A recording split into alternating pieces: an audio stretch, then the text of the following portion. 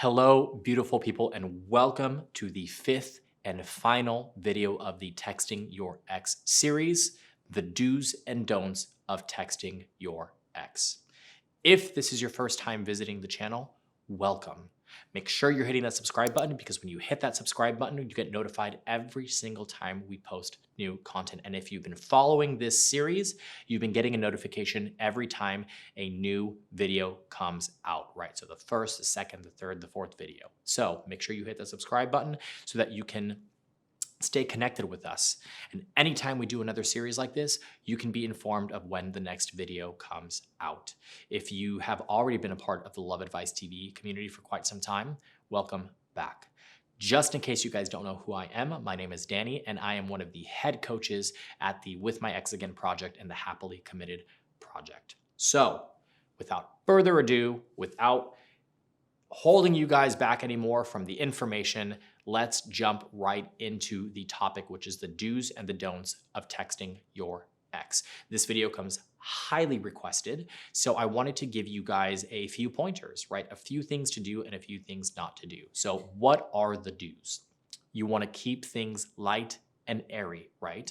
And utilize the different text categories to elicit a positive response. If you do not know what I'm talking about when I say utilizing the text categories, that means you have not gotten the Text My Ex product, and you should. Because if you don't, it will be very difficult for you to be able to navigate and manage talking to your ex again, right? Opening the lines of communication.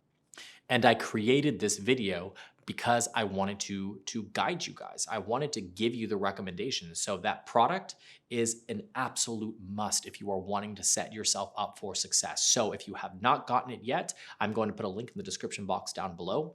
Make sure you click on that link, you get that product, and you start working on it today so that you can start to action opening up the lines of communication if you have gotten to a point where you feel ready, where you feel confident, where you know that you have the opportunity to get your ex back. All right, so the second thing, the second do, right, is take your time. This is a marathon, it's not a sprint. And so often I find that people are so desperate to open up the lines of communication that they rush the process. And if you want to rush the process, by all means, you are more than welcome to, right? However, I have seen time and time and time again that a lot of people will trip up because they were trying to move too quickly. I think the best analogy that I can use for people is like cooking a really good steak. Sorry if you're a vegan, sorry if you're a vegetarian, sorry if you're a pescatarian. I'm not trying to leave anybody out, so don't come for me. It's just an analogy, right? I don't even eat red meat either, so I don't know why I'm using this as an analogy, but I'm going to anyways. So if you have a good piece of meat, the last thing that you want to do is set that sucker on a high flame, leave it on there, burn it because you're trying to eat it as quickly as you can, right? You're going to mess it up. Slow burn. The better the flavor and the more you're going to enjoy it. So this is a slow burn process. The last do is keep your messages short and sweet. You do not want to over elaborate. You do not want to get too emotional. You do not want to dump on them. Any of those types of things, right? You want it to be short and sweet. Quality over quantity. The don'ts, which are plentiful, but I'm only going to cover a few of them, the most common ones, right? So the first don't is do not send an overly emotional message that is negative or heavy. You are trying to build a new dynamic. You're trying to create a new environment in which they feel comfortable and like they can let their guard down and reconnect with you on a level that they have not connected to you in a really long time, right? The second thing is massive text threads that can be overwhelming. Do not do that. The last thing that I want you doing is writing them a short story via text. Because the second they get that, it's going to be incredibly overwhelming for them. I think the only thing that I can think of, and I don't know if you guys have seen this meme before on Instagram, but it's like that girl that's sitting at a cafe with her boyfriend and she's printed out this like text message and it says like, rest in peace, bro. Similar to that. You do not want to do that, right? You want to keep it short and sweet. You want to make sure that it is digestible. The third one is texting too frequently, right? Every day or every other day. Now, the goal with the texting, right? And I talked about this in the fourth video, which had the timeline of texting, is you want to build every day, right? So, but keep in mind, there are days where there's breaks. So you text and then you don't text for like 3 or 4 days and then you text again. So if off the bat, right in the beginning, you text them and you get a positive response and you're like, yes, and you start texting and texting and texting and texting, you're going to ruin your chances. So make sure you are following the timeline.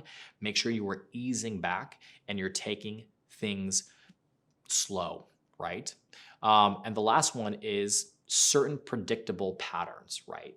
So if in the very beginning you start off by saying good morning and they respond to you, do not allow yourself to get classically conditioned to think that they're going to respond every single time you say good morning. So again, in the very beginning, you do not want to create a predictable pattern. However, as time moves on, as you progress, as you build a rapport, as a connection starts to form again, routine is a good thing because they look forward to text messages. But again, it has to be strategized in a very specific way. It has to be set up in a very specific way. And if you do not know how to do that, again, the product will save your life. So make sure you click on that link, or if you just feel like you need more help, right? Your situation is very specific, book a one-on-one coaching session. I am more than happy to walk you through this process. I created this product. I created this process for you. So I know how to guide you and navigate you through this situation. I have had many, many clients before in a very similar situation. I've got you. I'm here to support you. So if you feel like you need the support, more than happy to help. I will provide a link in the description box down below as well, so that you just have to click the link and book the session. Make sure you're leaving a comment. I've said this in every video up until this point, and I will continue to say it in every video. This channel and this community is for you. Your opinions matter, your thoughts matter, and it's what we utilize to create more content to support you. So leave your comment and I will do my best to respond to you ASAP.